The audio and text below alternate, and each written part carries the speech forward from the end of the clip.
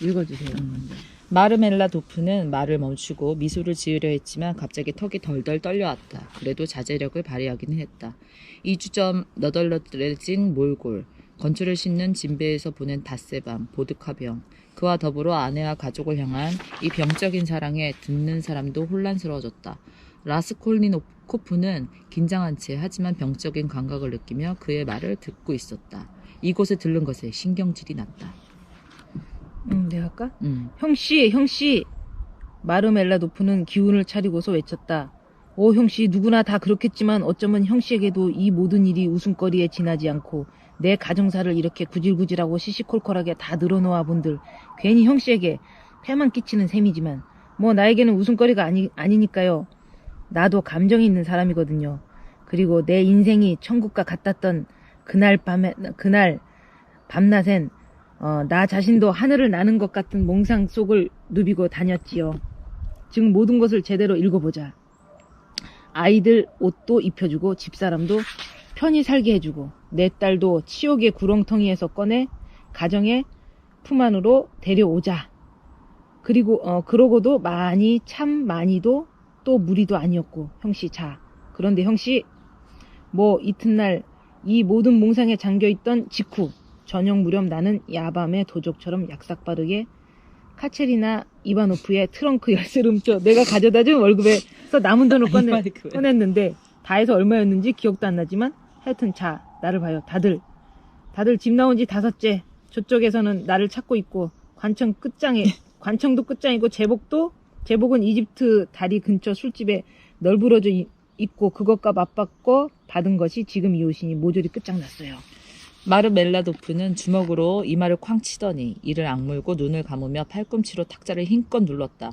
하지만 잠시 후 얼굴 표정이 갑자기 싹 바뀌더니 어딘가 가장된 간특함과 억지로 꾸며낸 뻔뻔스러움이 담긴 표정으로 라스콜니코프를 쳐다보고 웃음을 터뜨리며 말했다. 오늘 수녀에게 갔습니다. 술값이나 좀 얻으려고 간 거였지. 헤헤헤. 정말 주던가? 안으로 들어온 사람들 중 누군가가 한쪽에서 이렇게 소리치며 목청껏 웃기 시작했다.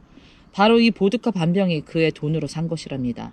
마르멜라도프는 전적으로 라스콜니코프만 상대하며 말했다. 30코 페이카. 그러니까 갖고 있던 돈을 전부 탈탈 털어서 제 손으로 내줍디다. 내 눈으로 직접 봤어요. 아무 말도 하지 않고 그저 말없이 나를 바라본 뿐이었지요.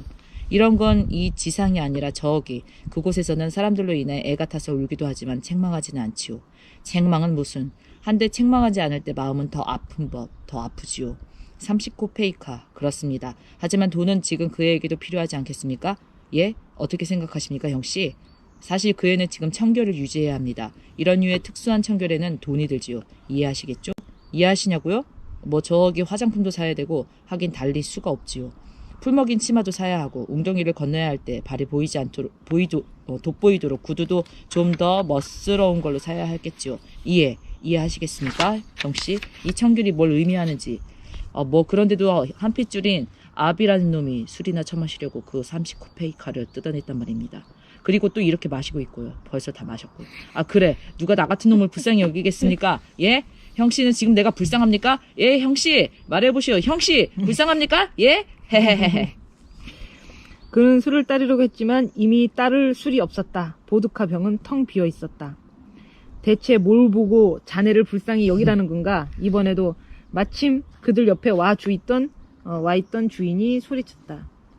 계속 웃음이 심지어 욕설이 울려 퍼졌다.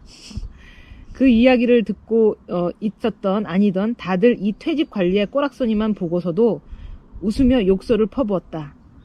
불쌍히 여기다니 대체 왜 나를 불쌍히 여기겠어. 마르멜라도프는 이 말만 기다렸다는 듯 그야말로 영감에 휩싸여 한 손을 앞으로 쭉 뻗으면서 일어나더니 갑자기 울부짖었다. 대체 왜 불쌍히 여기겠냐고. 내 놈은 말하는 거냐?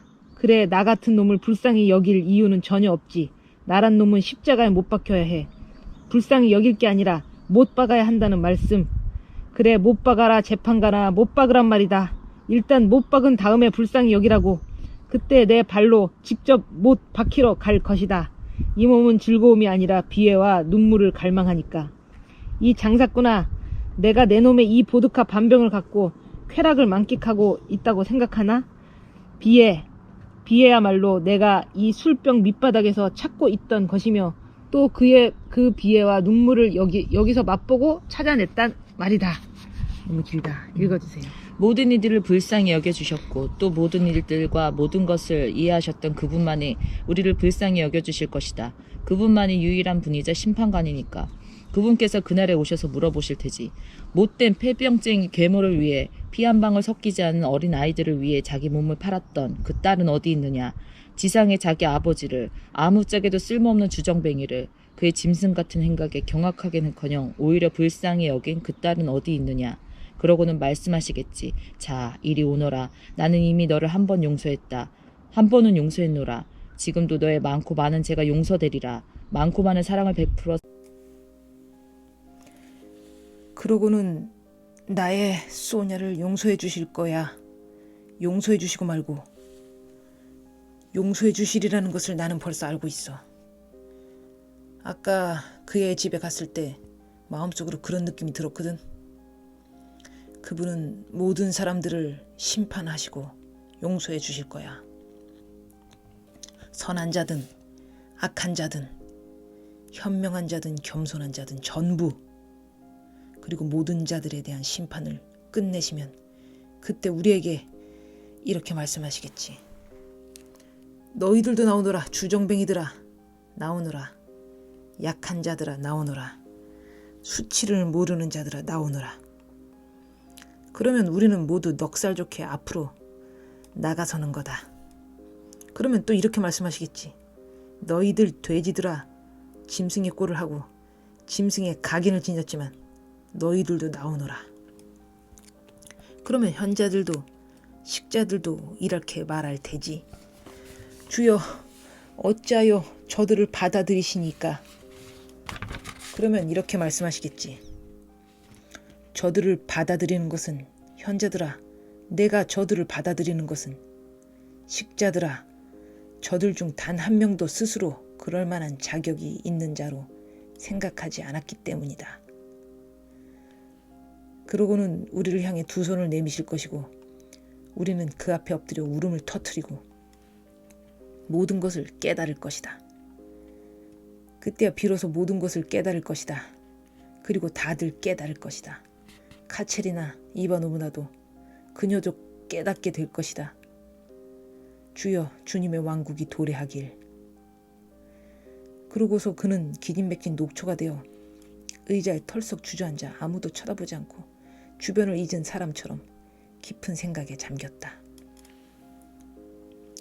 그의 말이 어느 정도 감명을 주어 잠깐 동안은 침묵이 흘렀지만 곧 아까처럼 웃음소리와 욕지거리가 울려 퍼졌다. 멋진 논리인걸? 참 대단한 허풍이야. 관리니까. 등등. 갑시다 형씨. 마르멜라도프가 갑자기 고개를 들더니 라스콜리니코프를 향해 말했다. 나를 좀 데려다줘요. 코젤의 집 마당 쪽입니다. 슬슬 카체리나 이바노브나에게 가볼 때가 됐군요. 라스콜리니코프는 이미 오래전부터 그만 나가고 싶었다. 또 그렇잖아도 그를 도와줘야겠다고 생각하던 참이었다. 마르멜라도프는 일장 연설을 늘어놓을 때보다 훨씬 더 다리에 힘이 빠져 있었기 때문에 청년에게 힘껏 기대게 됐다. 200~300걸음을 좋게 가야 했다. 집이 가까워질수록 이 주정뱅이는 더욱 당혹과 공포에 사로잡혔다. 나는 지금 카체리나 이바노브나는 무섭지 않아요. 그가 흥분에 들떠 중얼거렸다. 당장에 내 머리털부터 잡아당길 테지만 그런 것도 무섭지 않아. 머리털쯤이야. 머리털이야 장난이지. 그렇고 말고 머리털부터 잡아당기면 차라리 그 편이 나아. 이런 건 무섭지 않아요. 나는 마누라의 눈이 무서워요. 그렇지, 그 눈이 뺨 위로 번지는 그 붉은 반점도 무섭고 또 그 숨결도 무서워. 자네 이런 병에 걸린 사람들이 숨 쉬는 걸 본 적이 있나? 흥분된 감정 상태에서 말이야. 아이들의 울음소리도 무서워. 사실 소냐가 애들을 먹여 살리지 않았다면 어떻게 됐을지 모르니까 정말 모르겠어. 얻어맞는 것도 무섭지 않아. 꼭 알아두게 형씨. 이런 식으로 얻어맞는 것이 나에게는 고통은커녕 쾌감을 준다는 것을. 이거라도 없으면 도무지 배겨낼 수가 없거든. 차라리 이 편이 낫지. 두들겨 패다 보면 마누라도 속이 좀 시원해질 테고. 이 편이 더 낫지. 자, 저야 뭐 저희 집이야 코젤의 집이지. 기술공예 독일인이고 뭐 돈도 많은 양반인데다가 데려다 주게. 그들은 마당으로 들어가 4층으로 올라갔다. 계단은 올라갈수록 어두워졌다. 벌써 거의 11시가 다 됐기 때문에 원래 이 무렵의 페트르부르크에는 진짜 뭐 밤다운 밤이 없음에도 계단 위쪽은 몹시 어두웠다. 계단 끝 맨 위쪽에 연기에 그을린 작은 문이 열려 있었다. 양초 토막이 누추하기 짝이 없는 방을 비추고 있었는데 방 크기가 10걸음 정도밖에 안 돼서 현관에서도 방이 전부 다 보였다. 모든 것이 엉망진창으로 어질러져 있고 특히 아이들의 온갖 걸레쪽 같은 옷가지가 뒹굴고 있었다. 안쪽 구석에는 구멍투성이가 된 침대볼을 둘러 쳐놓았고 그 뒤에 침대가 있는 모양이었다. 방 안에 있는 것이라고는 의자 2개, 완전히 너덜너덜해진 방수 소파, 그 앞에 놓인 아무 칠도 하지 않고 식탁보도 덮지 않은 낡은 소나무 식탁뿐이었다. 식탁 끝에는 거의 타버린 수지 양초 토막이 철제 촛대에 꽂혀 있었다. 그러니까 마르멜라도프는 방구석이 아니라 독방을 쓰는 셈이었으나 뭐 그것은 통로로 사용되는 방이었다. 이어 거의 닭장 수준의 쪽방이 아말리아 리페베흐제르의 아파트를 쭉 가르며 펼쳐져 있었는데 마침 그쪽으로 통하는 문이 열려 있었다. 그곳은 떠들썩하고 시끄러웠다. 큰 소리로 웃어대기도 했다. 가득판을 벌려놓은 차를 마시는 모양이었다. 뭐 이따금씩 몹시 쌍스러운 말이 들려오기도 했다. 라스콜리니코프는 카체리나 이바노브나를 즉시 알아볼 수 있었다. 피골이 상접한 바싹 마른 여자로서 후리후리하고 상당히 큰 키에 늘씬했으며 짙은 황갈색 머리카락은 여전히 아름다웠고 뺨은 정말로 반점이 돋았다고 할 만큼 붉었다. 그녀는 두 손을 가슴팍에 꼭 붙인 채 크지도 않은 방을 앞뒤로 오가면서 바싹 말라 갈라진 입술을 달싹이며 고르지 못한 숨을 씩씩 내쉬고 있었다. 눈은 열병이라도 걸린 것처럼 이글거렸지만 그 시선만큼은 아무런 요동 없이 날카로웠으며 흥분에 찬 이 폐병쟁이 얼굴 위로 거의 다 타버린 양초 토막의 마지막 불빛이 어른거릴 때면 병적인 느낌이 들었다. 라스콜리니코프가 보기에 그녀는 30살쯤 된 것 같았다. 아무래도 마르멜라도프에게는 아까운 여자였다. 그녀는 누가 들어오는지 인기척을 듣지도 감지하지도 못했다. 어쩐지 넋을 놓고 있어서 듣지도 보지도 못하는 것 같았다. 방 안이 갑갑했지만 창문도 열어놓지 않았다. 계단에서 악취가 올라오는데도 그쪽 문은 열어둔 상태였다. 안쪽 방들도 문을 열어놓아 담배 연기가 파도처럼 흘러들어왔고 그 바람에 자꾸 기침을 하면서도 문을 닫지 않았다. 6살쯤 된 제일 작은 계집아이는 마룻바닥에 엉덩이를 붙인 채 몸을 웅크리고 머리를 소파에 콕 파묻은 얄궂은 자세로 자고 있었다. 그보다 1살쯤 많은 것 같은 사내아이는 구석에서 온몸을 바들바들 떨며 울고 있었다. 방금 얻어맞은 모양이었다.